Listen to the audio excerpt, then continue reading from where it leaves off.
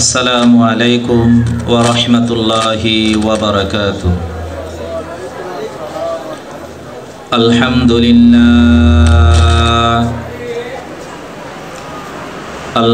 لله الذي جعل الشمس والقمر بحسبان والنجم والشجر يسجدان وفضل زمانا على زمان وفضل مكانا على مكان وإنسانا على إنسان ونشهد أن لا إله إلا الله وأشهد أن محمدًا عبده ورسوله. أما بعد فأعوذ بالله من الشيطان الرجيم. بسم الله الرحمن الرحيم. إنما المؤمنون الذين إذا ذكر الله وجلت قلوبهم وإذا تليت عليهم آياته زادتهم إيمانا وعلى ربهم يتوكلون.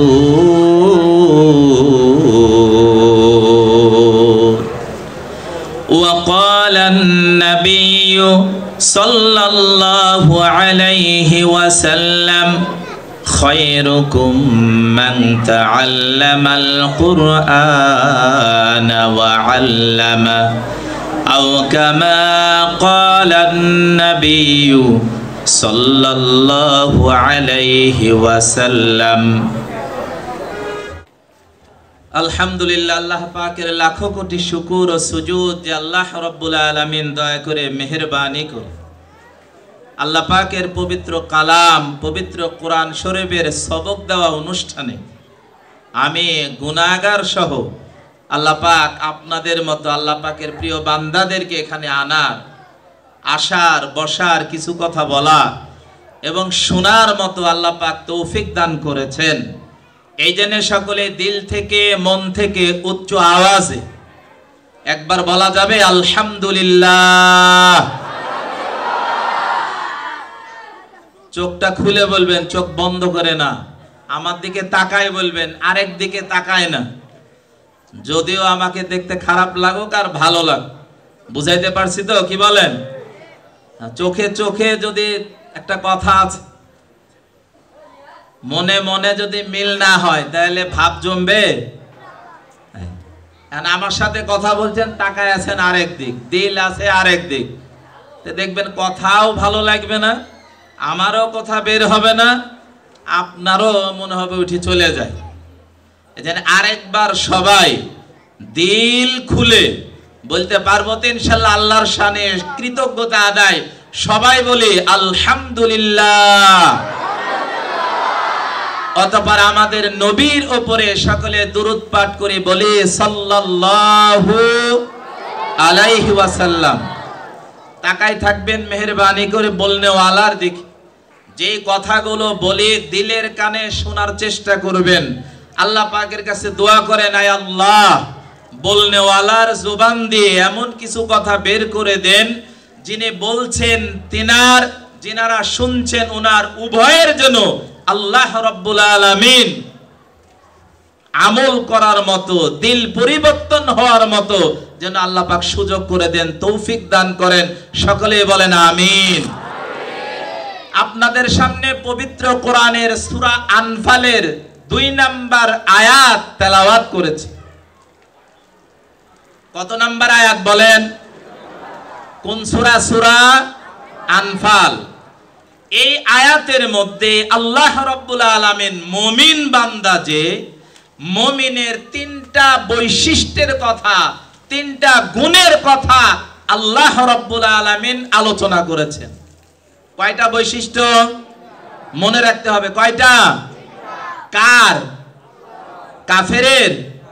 বেঈমানের? মুমিন বান্দার। কার? জোরে বলেন, জোরে বলেন। কার? মুমিন বান্দার। এরপরে 3 নাম্বার আয়াতে আল্লাহ রাব্বুল আলামিন আরো 2টা বৈশিষ্ট্যের কথা আলোচনা করেছে। 3 আর 2 কয়টা হলো? তাহলে মুমিন বান্দার বৈশিষ্ট্য, গুণ, আমল, কর্ম, কাজ কয়টা? জোরে বলি কয়টা? এই 5টা গুণ যদি কোনো মানুষের মধ্যে পাওয়া যায়, এই 5টা আমল যদি কোনো মানুষের মধ্যে পাওয়া যায়, আল্লাহ রাব্বুল আলামিন পরের আয়াতে তিনি বলতেছেন এরা হলো খাঁটি মুমিন, এরা হলো 1 নাম্বার মুমিন, এদের মধ্যে কোনো ভেজাল নাই, 2 নাম্বারই নাই। কার কথা বলেন? আমি বলনেওয়ালা আমার কথা? নবীর কথা? স্বয়ং যিনি আমাকে আপনাকে সৃষ্টি করেছেন সেই মহান প্রভু আল্লাহ তাআলার কথা। তাহলে মুমিনের প্রকৃত মুমিন, ভেজাল মুক্ত মুমিন, 1 নাম্বার মুমিন যে হবে তার আমল, তার কাজ, তার কর্ম, তার বৈশিষ্ট্য কয়টা বলেন? কয়টা? জোরে বলেন। 1 নাম্বার আল্লাহ রাব্বুল আলামিন বলেন ইন্নামাল মুমিনুনাল্লাযী ইযা যুকিরাল্লাহু ওয়াজিলাত কুলুবুহুম। আল্লাহ রাব্বুল আলামিন বলেন 1 নাম্বার মুমিনের গুণ হলো যখন মুমিনের সামনে আল্লাহ রাব্বুল আলামিনের নাম নেওয়া হবে, আল্লাহ পাকের বড়ত্বের কথা বর্ণনা করা হবে, আল্লাহ পাকের ক্ষমতা সম্পর্কে যখন আলোচনা করা হবে, মুমিনের অন্তরের মধ্যে ভয় জাগ্রত হবে। মুমিনের অন্তরের মধ্যে কি জাগ্রত হবে বলেন?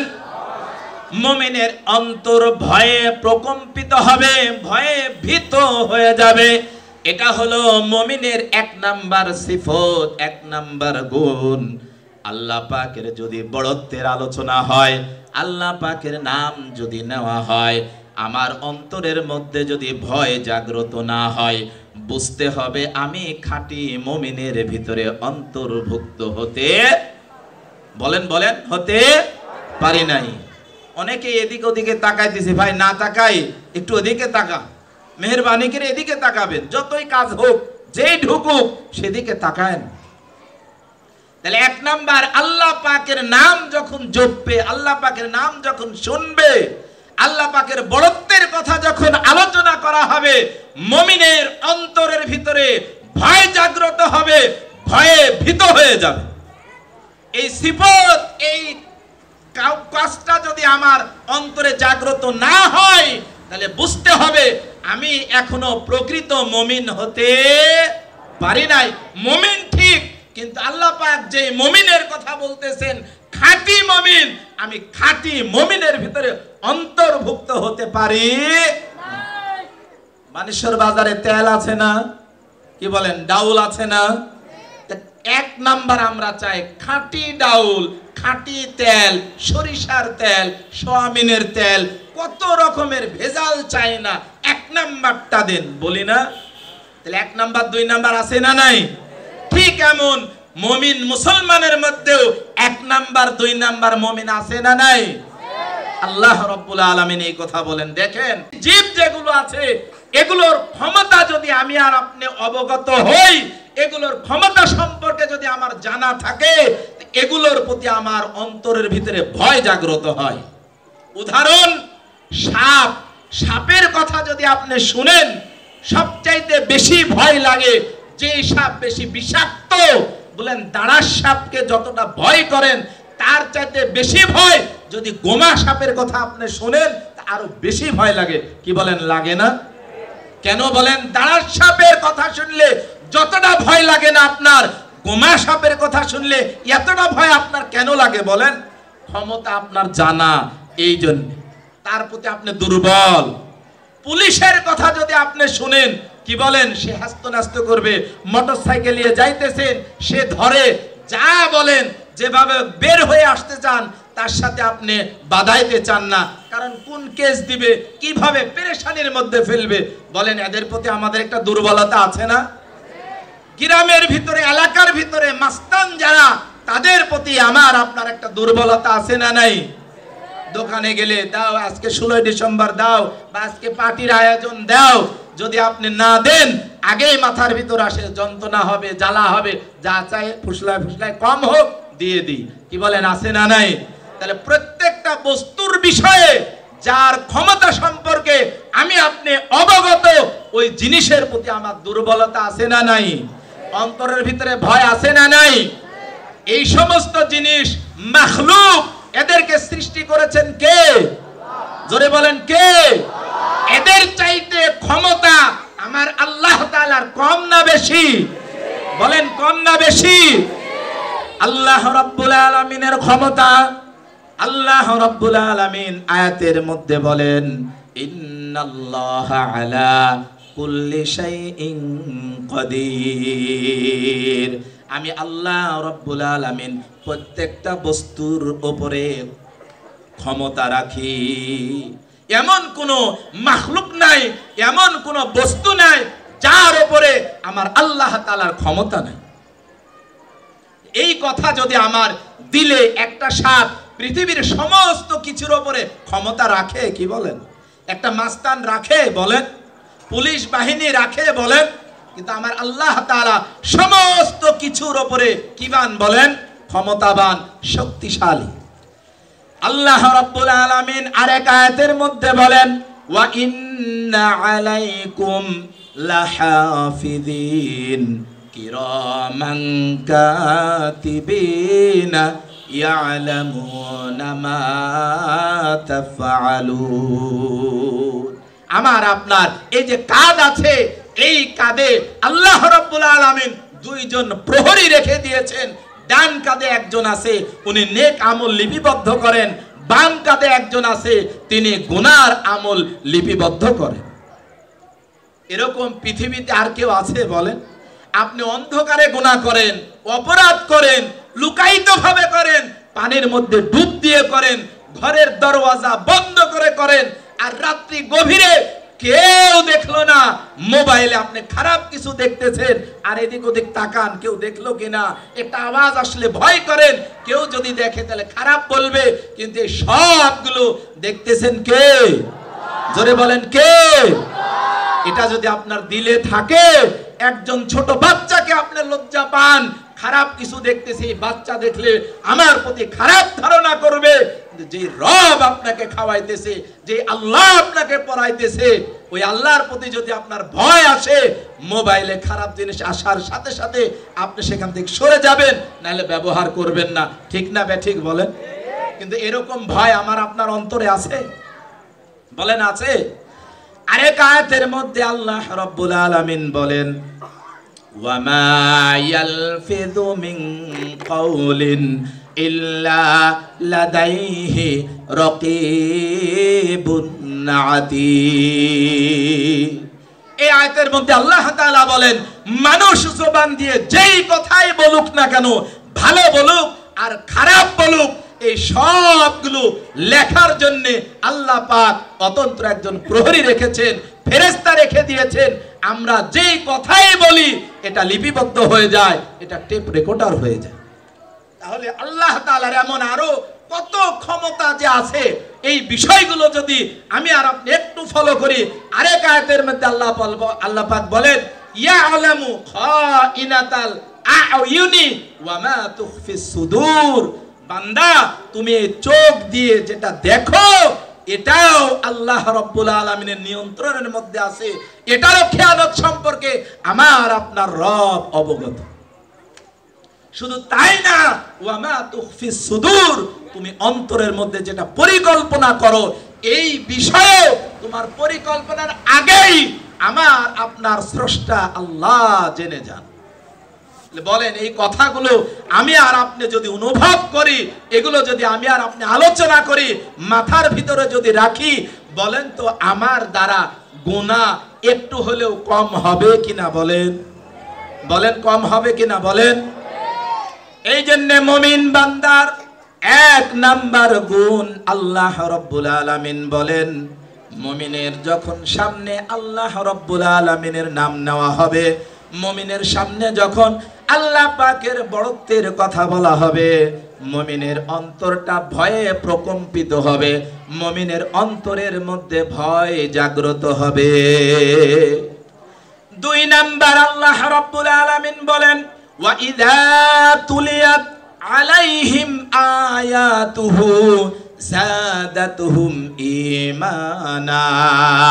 মুমিন বান্দার সামনে যখন আল্লাহ রাব্বুল আলামিনের পবিত্র কোরআন তেলাওয়াত করা হবে, পবিত্র কোরআনের আয়াত যখন পাঠ করা হবে, আল্লাহ রাব্বুল আলামিন বলেন তাহলে কি হবে? ওয়াইদা তুলিয়াত আলাইহিম আয়াতুহু যাদাতুহুম ঈমানা।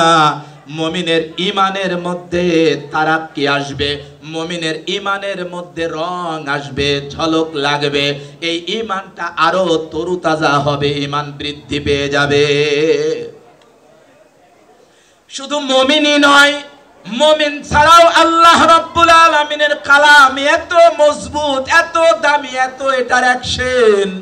মুমিন বান্দা শুধু নয়, কাফের বেঈমানের সামনেও যদি এই কোরআন তেলাওয়াত করা হয়, এই কাফের বেঈমানের অন্তরের মধ্যেও এই কোরআনটা অ্যাকশন করে। বিশ্বাস হয়? বলেন বলেন বিশ্বাস হয়?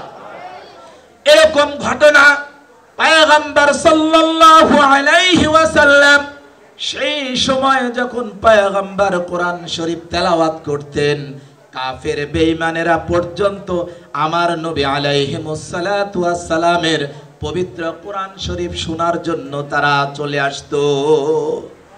শুনেছেন এমন ঘটনা? বলেন শুনেছেন? অনেকেই হয়তো শুনেছেন।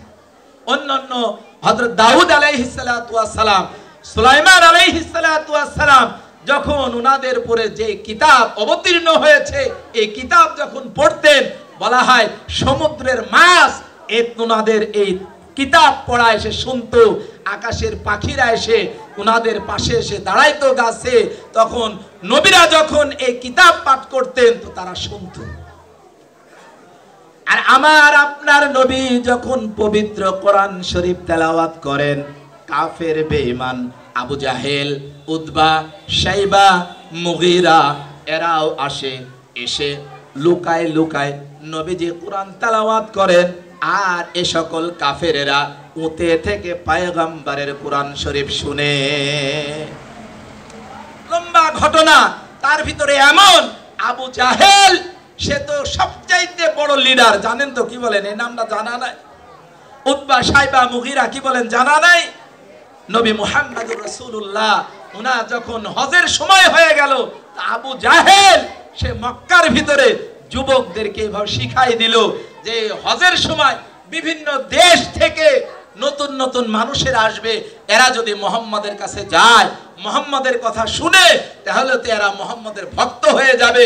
এই জন্য তোমরা বিভিন্ন গলিতে দাঁড়ায় থাকো, দাঁড়ায় থেকে থেকে বলবে যে আমাদের মক্কাতে একজন যুবক, সে হলো পাগল, তার মাথা ঠিক নাই, সে কি কখন বলে এটা জানা নাই। অনেকে যে তার কাছে গিয়ে বসে আর তার কথা শুনে, তখন সে তার ভক্ত হয়ে যায়। এই জন্য তার কাছে আপনারা কেউ যাবেন। বুঝাইতে পারলাম? আবু জাহেল এই কথা যুবকদেরকে শিখাই দিয়েছে, বিভিন্ন জায়গায় জায়গায় দাঁড়ায় রাখছে, দাঁড়া করায় দিয়ে এই কথা শিখাই দিয়েছে। নবীজি মুহাম্মদুর রাসূলুল্লাহ সাল্লাল্লাহু আলাইহি ওয়াসাল্লাম রাত্রি যখন হয়, তাহাজ্জুদের সময় নবীজি নামাজ আদায় করেন, নামাজের পরে পয়গম্বর কোরআন শরীফ তেলাওয়াত করেন। তো তেলাওয়াতের সময় আবু জাহেলেরা এই তেলাওয়াত শুনেছে, এই জন্য যখন সময় হয়ে আসছে যে নবী এরকম টাইমে তো তেলাওয়াত করে, এখন কোরআন শরীফ পড়বে, আবু জাহেলের দিল টানতেছে, যাই কোরআন শরীফটা শুনি। সবাইকে তো মানাই করা হয়েছে, কেউ তো আর যাবে না। আবু জাহেল যায়, উতবা যায়, সাইবা যায়, মুগিরা যায়, সবাই আলাদা আলাদা জায়গায় থেকে লুকায় লুকায় কোরআন শরীফ শুনতে শুনতে ফজরের সময় যখন হয়ে যায়, আজানের সময় যখন হয়ে যায়, আজান যখন হয় পয়গম্বর তেলাওয়াত বন্ধ করে দেন, তখন আবু জাহেলেরা বলে সর্বনাশ, সকাল হয়ে গেছে। শুনতে শুনতে তখন দৌড় পালাইতে হবে, না হলে যদি জনসাধারণ দেখে তাহলে তো ক্ষতি হয়ে যায়। দৌড় পালায়, গলির কাছে যখন যায় তখন একজন আরেকজনের সাথে লাগে ধাক্কা। ধাক্কা লাগার পর বলে কে রে? বলে আমি তো আবু জাহেল। তুমি কে? বলে আমি তো উতবা। আরেকজনকে? তো আমি তো সাইবা। আরেকজনকে? তো আমি মুগিরা। দেখা যায় সমস্ত বড় বড় লিডার যারা, তারাই আসছে নবীজির কোরআন শরীফ শোনার জন্য। বলতেছে হায় হায়, মান ইজ্জত তো কিছুই থাকবে না। আমরা লিডার যারা নিষেধ করি, আমরাই আজকে আসছি যাকে নিষেধ করি কথা শোনার জন্য, তারই তেলাওয়াত শোনার জন্য। তখন বলতে মান ইজ্জত কিছু থাকবে না, সাধারণ মানুষ যদি জানে আমাদের ক্ষতি হয়ে যাবে। তখন করলো কি? তো বলতেছে তাহলে আর কেউ আসা যাবে না। এই জন্য একটা দস্তখত লেখো, সই দাও, যে এর পরে আসবে মুহাম্মাদের তেলাওয়াত শোনার জন্য, তার মাথার চুল কেটে তাকে ঘুরানো হবে। সর্বপ্রথম সই দিবে কে? বলছে আবু জাহেল, আগে তুমি সই করো। আবু জাহেল সই দেয়, উতবা সই দেয়, মুগিরা সই করে। এরপরে আরো যারা কাফের, যারা যে সময় শুনেছে, সবাই সই করার পরে বাসায় চলে যায়। আল্লাহ পাকের কোরআন কেমন জিনিস, কত আসর করে। তারা এত বড় কাট্টা কাফের হওয়ার পরেও চলে গেছে বাসায়। যাওয়ার পরে আবার রাত্রি যখন আস্তে আস্তে গভীর হচ্ছে, দোলা দিচ্ছে, আবার মুহাম্মদ তেলাওয়াত করবে। এত সুন্দর তেলাওয়াত আমি তো শুনতে পাবো না। সে শুয়ে থেকে থেকে চিন্তা করে, যে দস্তখত দিয়েছি কেউ আসবে না, আর শুধু আমি একা নিরিবিলি মনের আরামে শুধু আমি শুনবো, কেউ আসবে না। হুবহু এই চিন্তা করতেছে মুগিরা। সেও চিন্তা করে, যে দস্তখত দিয়েছি তার মাথার চুল কেটে ঘুরানো হবে, কেউ আসবে না। সবাই এই চিন্তা করে মনে করে কেউ আসবে না। এই করে করে আমি গেলাম। বলেন এখন কেউ বাকি থাকলো? সবাই আবার চলে আসছে। আসার পরে আবার তেলাওয়াত হওয়ার পর যখন আজান হয়ে যায়, ভোর হয়ে যায়, আবার পালায়। ঠিক দরজার কাছে গিয়ে আবার ধাক্কা। কে রে? আমি আবু জাহেল। কে রে? উতবা, সাইবা। দেখেন সবাই আবার ধরা খায়। খেয়ে আবার তারা বলে হায় হায়, কি সর্বনাশ, দস্তখত দেওয়া হলো, তুমি না বললে আর আসবে না, তুমি না বললে আর আসবে না। বলে তো ঠিক, ঘুম তো আর আসে। আমি ঘুমাই, ঘুমানোর সময় আমার দিল খালি আনচান করে, মুহাম্মদ তো এখন তেলাওয়াত করবে, না শুনলে আমি কষ্ট পাই।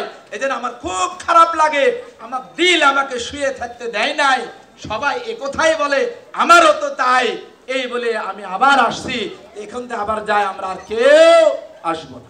এই পবিত্র কোরআন যেটা আমি বলতেছিলাম, বলেন এই তেলাওয়াত, নবী আল্লাহ পাকের এই বাণীর আয়াতের তেলাওয়াত, এটা কি শুধু মুমিনেরই আসর করে, না মুমিন ছাড়া বিধর্মী যারা আছে তাদের কেউ আসর করে?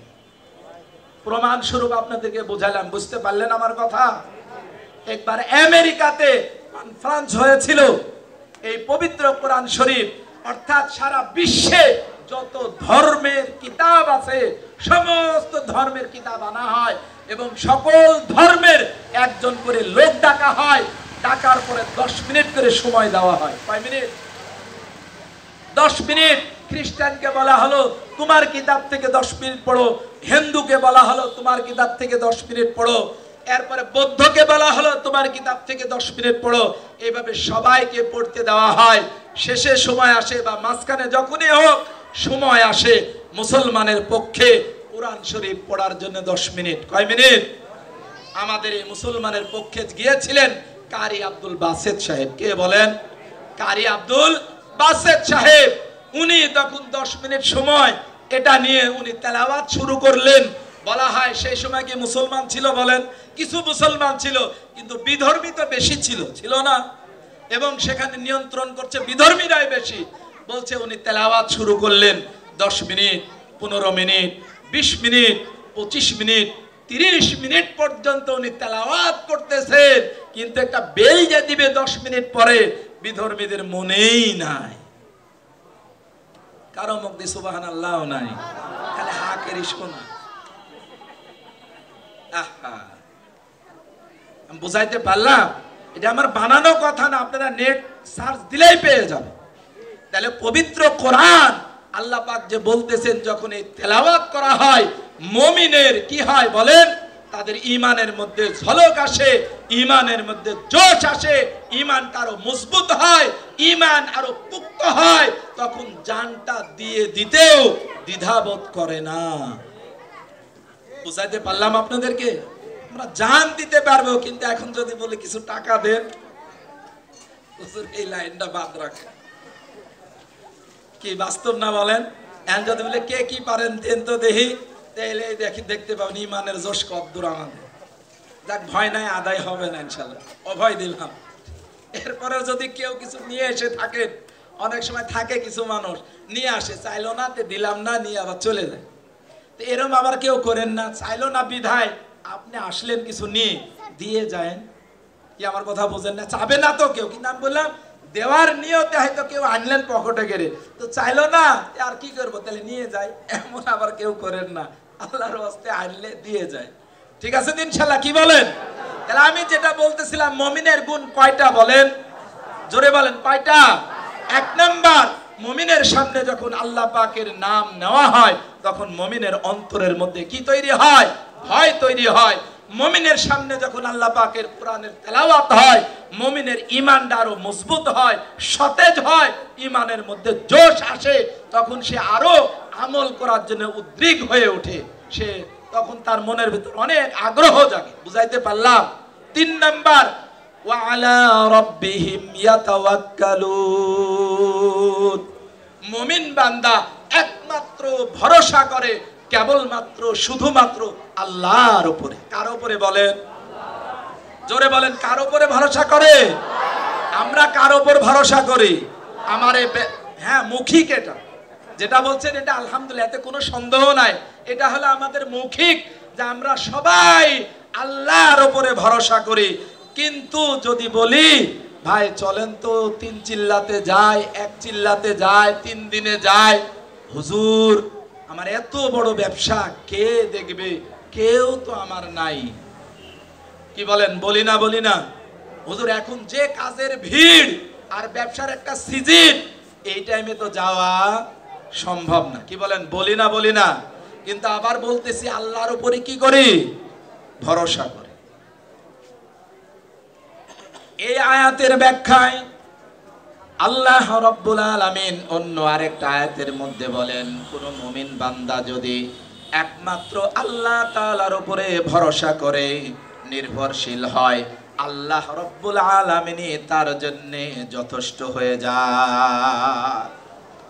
ওয়া মান ইয়াতাওয়াক্কাল আলাল্লাহি ফাহুয়া হাসবুহু। কেউ যদি আল্লাহ রাব্বুল আলামিনের উপরে ভরসা করে, আস্থা রাখে, আল্লাহ রাব্বুল আলামিন বলেন তার জন্য আমি রব আল্লাহই যথেষ্ট হয়ে যায়। জনাবে মুহাম্মদুর রাসূলুল্লাহ সাল্লাল্লাহু আলাইহি ওয়াসাল্লাম এক যুদ্ধ জাতুর রিকা, এই যুদ্ধ থেকে ফিরে আসতেছেন। আসার পরে সাহাবা আজমাইন পেরেশান হয়ে গেছেন, ঢুকে গেছেন।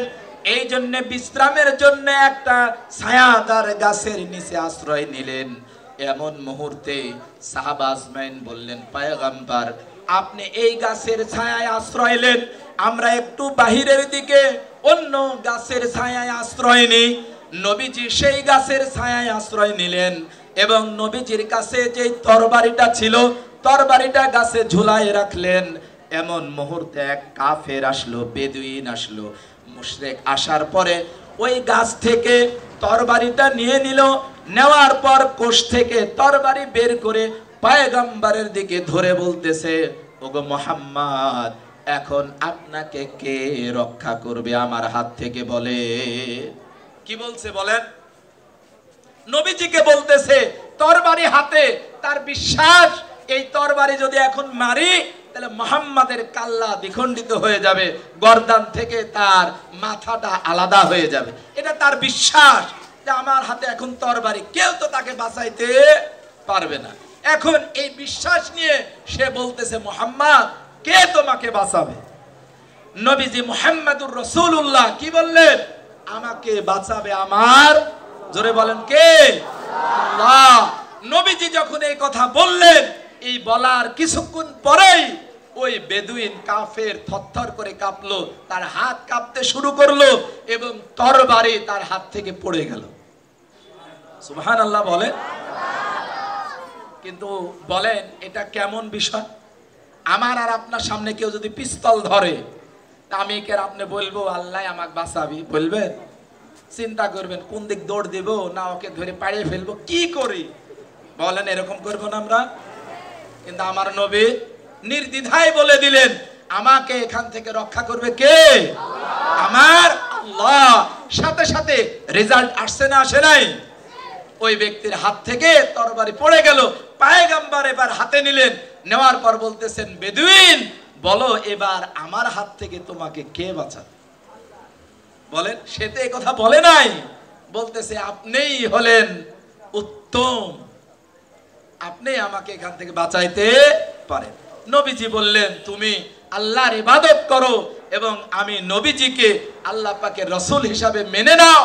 সে বলল না আমি এটা মেনে নিতে পারবো না, তবে আপনার কাছে কথা দিই আমি আপনার সাথে কোনোদিন যুদ্ধ করব না, আপনার বিরুদ্ধেও থাকবো না এবং যে সকল দল থেকে আমি আসছি তাদের অন্তর্ভুক্ত আমি হব না। পয়গম্বর তাকে ছেড়ে দিলেন। নবীজি তাকে কি করলেন? ছেড়ে দিলেন। আমি আর আপনি হলে ছেড়ে দেব? বান রশি দিয়ে আগে গাছের সাথে বান, আগে ঠ্যাঙের দিকে আগে ইয়াক থুইতিল কেড়ে দে, কি বলেন? বলবো না? নবীজি দিলেন? নবীজি দেন না। তাহলে বুঝাইতে পারলাম ভরসা কার উপর রাখতে হবে বলেন? আল্লাহর উপরে। কিন্তু মুখের এই ভরসা না, দিল দিয়ে অন্তর দিয়ে যদি আল্লাহর উপরে ভরসা রাখতে পারি, করতে পারি, তাহলে নিশ্চিত অবশ্যই দয়াময় আল্লাহ রাব্বুল আলামিন আমাকে বাঁচাবেন, রক্ষা করবেন। ঠিক আছে ইনশাআল্লাহ? কি বলেন? তার 3 নাম্বার 4 নাম্বার আল্লাহ তাআলা মুমিনের গুণের কথা বলেন, আল্লাযীনা ইউকিমুনাস সালাহ, তারা নামাজ আদায় করে। কি করে?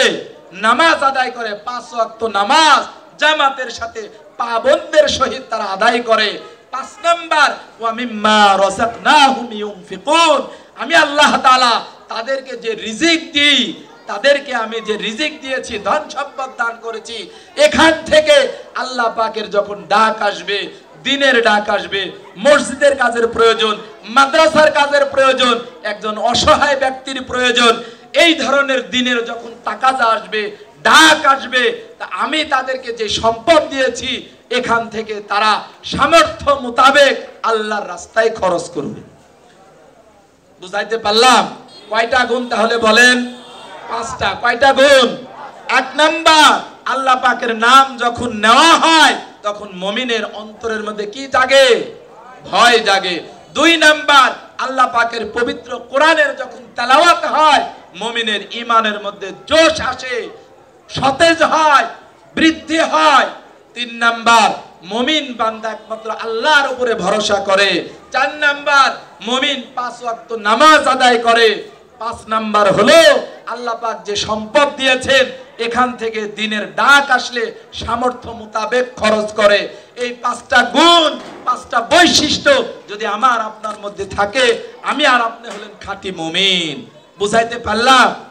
এখন বলি এই 5টা গুণ কিভাবে অর্জন হবে? বলেন এই 5টা গুণ যেগুলো আছে সমস্ত জায়গার চাইতে আল্লাহর ভয়। বলেন মসজিদ মাদ্রাসাতে শিক্ষা দেওয়া হয় না হয় না? বলেন ভাই বলেন কোথায় শিক্ষা দেওয়া? বলতে পারি মাদ্রাসা, মসজিদ, এই সমস্ত আঙ্গিনাতেই আল্লাহ পাকের ভয় বেশি সৃষ্টি করা হয়।